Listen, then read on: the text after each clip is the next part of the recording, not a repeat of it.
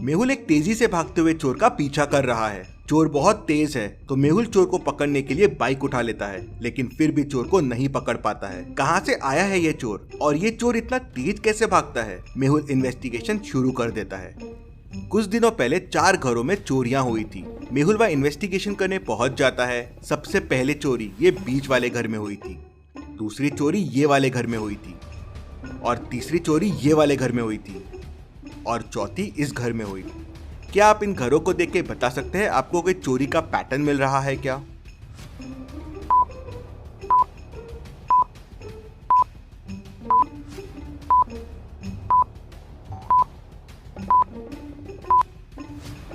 Mehul pattern समझ जाता है। इंटरेस्टिंग, चोर बस सिंगल हाउसेज में चोरियां करता है। चारों हाउसेज नो फ्लोर्स वाले हैं, मतलब वो ऐसे घर ढूंढता है जिनमें फ्लोर नहीं है। मेहुल पहले घर में पूछताछ करने के लिए अंदर जाता है।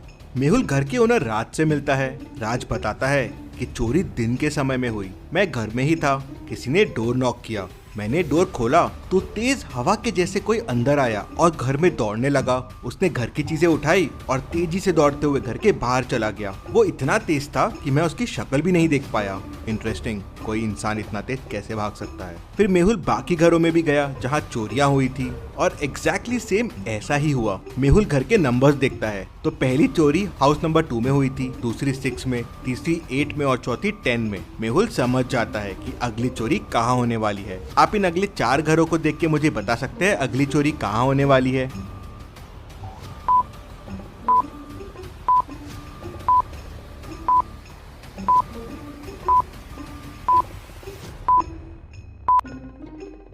घरों के नंबर इंक्रीजिंग ऑर्डर में बढ़ रहे हैं तो चोरी इन 4 घरों में से ही किसी में होगी। अब चोरी नो फ्लोर वाले घर पे हो रही है और इनमें सिर्फ घर नंबर 18 ही विदाउट फ्लोर है, तो चोर यहीं चोरी करने आएगा। मेहुल पहले से ही हाउस नंबर 18 में पहुंच जाता है और चोर का इंतजार करने लगता है।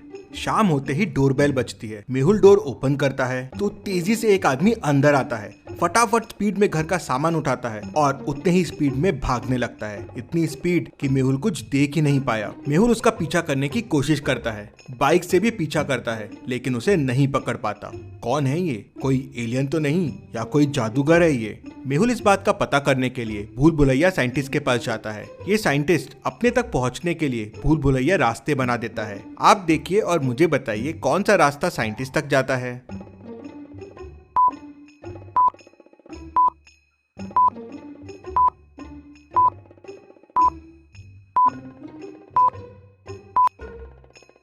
और सही रास्ता है ये जो साइंटिस्ट तक जाता है। मेहुल साइंटिस्ट तक पहुंच जाता है। साइंटिस्ट मेहुल को बताता है कि उसने तेज भागने वाले शूज बनाए थे। उसने ये इंडियन आर्मी के लिए बनाए थे, जिससे आदमी तेज भागे और दुश्मनों के छक्के छुड़ा दे जो उसके लैब से चोरी हो गए हैं। शूज को मैंने एक लॉकर में छुपा रखा था और उसके बारे में किसी को नहीं पता था। फिर समझ में नहीं आ रहा है कि शूज चोरी कैसे हो गए। क्या आप इस लॉकर को देख के बता सकते हैं लॉकर को खोलने का कोड क्या होगा? सोचिए और मुझे आपका आंसर कमेंट करके बताइए।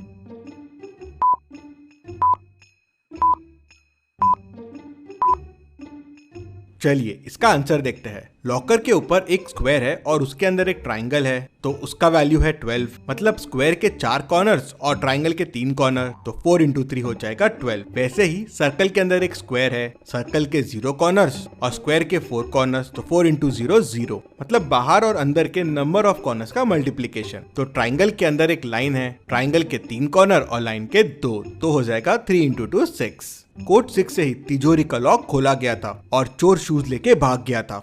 मेहुल साइंटिस्ट से पूछता है, क्या तुम श्योर हो शूज के बारे में किसी को नहीं पता था? तो साइंटिस्ट सोचता है और कहता है, मेरे 5 लैब असिस्टेंट्स को पता था, लेकिन वो तो मेरे साथ ही काम करते हैं। हाँ, लेकिन उसमें से 3 लैब असिस्टेंट नए थे और जो जूता चोरी होने के बाद से गायब है, शायद वो हो सकते हैं। मेहुल सीसीटीवी कैमरे के फुटेजेस देखता है। 3 फुटेजेस को वो बड़े ध्यान से देखता है और समझ जाता है कि किसने शूज चुराए होंगे। क्या आप इन 3 फुटेजेस को देख के बता सकते हैं कौन हो सकता है? सोचिए और मुझे आपका आंसर कमेंट करके बताइए।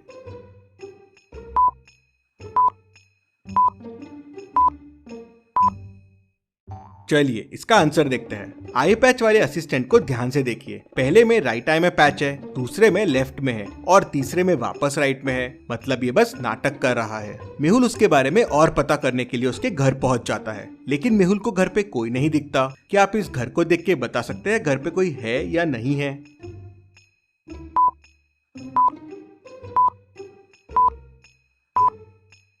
ये कैंडल क्यों जल रही है? मतलब घर में कोई है और कहीं छुपा हुआ है। मेहुल यहाँ वहाँ देखता है तो उसे पर्दे के पीछे कोई दिखता है। मेहुल धीरे धीरे उसको पकड़ने जाता है, लेकिन वो मेहुल को देख लेता है और वहाँ से तेजी से भाग जाता है, इतना तेजी से कि मेहुल उसे पकड़ ही नहीं पाता है। ये तो कंफर्म हो गया कि चोरी इसी ने की है, लेकिन इसे पकड़ा कैसे जाए? मेहुल चोरी के पैटर्न के हिसाब से नेक्स्ट घर में पहुंच जाता है और वहां चोर का इंतजार करने लगता है। अब आप पॉज कीजिए और सोचिए कैसे रोका जा सकता है इस चोर को। सोचिए और मुझे आपका आंसर कमेंट करके बताएं। सबसे अच्छे जवाब देने वाले का कमेंट मैं पिन करूंगा।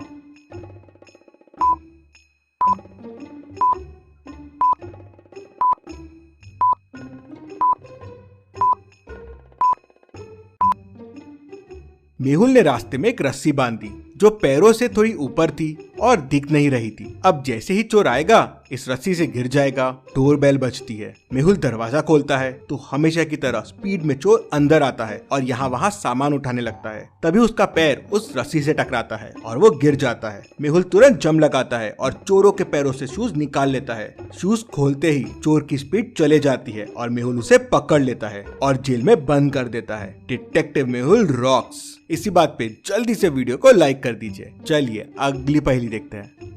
एक जंगल में एक आदमी की डेड बॉडी मिलती है। मेहुल वहां पहुंच जाता है। डेड बॉडी पे कोई खून नहीं होता, लेकिन गर्दन पे फिंगरप्रिंट्स के निशान होते हैं। मेहुल जंगल में सर्च करता है तो उसे 4 सस्पेक्ट्स मिलते हैं। स्केलेटन: मैंने खून नहीं किया है, मैं क्या करूंगा खून करके, मुझे ना भूख लगती है ना प्यास। स्कैरक्रो कहता है, मेरा काम तो बस क्रो को भगाना है, मैं क्यों करूंगा खून, मैंने नहीं किया है। मम्मी कहती है, मैं इंसानों को परेशान नहीं करती हूँ, बस अपने पिरामिड में ही रहती हूँ, मैंने नहीं किया है। ज़ॉम्बी कहता है, मेरा पेट तो भरा था तो मैं क्यों मर्डर करूंगा, मैंने नहीं किया है। क्या आप चारों की बातें सुन बता सकते हैं मर्डर किसने किया होगा? सोचिए और मुझे आपका आंसर कमेंट करके बताइए।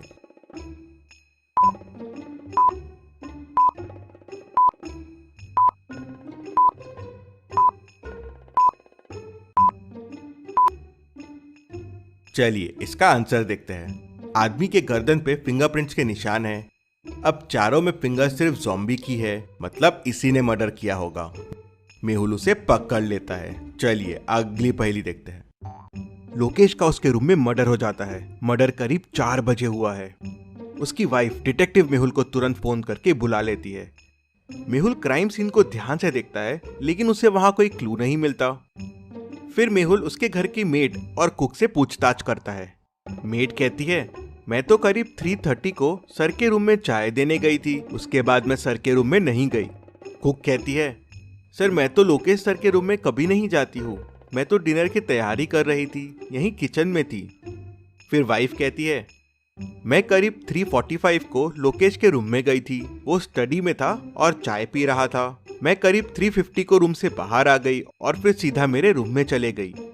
मेहुल तीनों की बातें सुनता है और तुरंत समझ जाता है कि खूनी कौन है। कैसे? क्या आप सोच के बता सकते हैं खूनी कौन है? सोचिए और मुझे आपका आंसर कमेंट में बताइए।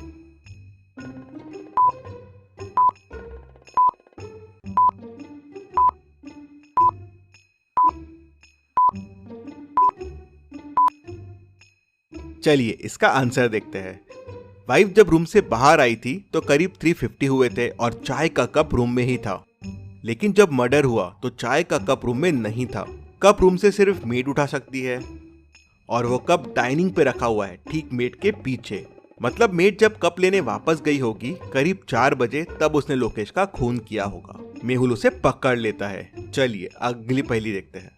मेहुल एक हेलीकॉप्टर में ट्रैवल कर रहा था, तभी प्लेन क्रैश हो जाता है। मेहुल के पास कोई पैराशूट नहीं था तो वो वैसे ही कूद गया। मेहुल को नीचे गिरने के लिए 2 ऑप्शंस दिखते हैं। पहला तो ये पानी में गिर सकता है, दूसरा ये घास फूस के पहाड़ पे। क्या लगता है आपको मेहुल को क्या चुनना चाहिए गिरने के लिए? सोचिए और मुझे आपका आंसर कमेंट करके बताइए।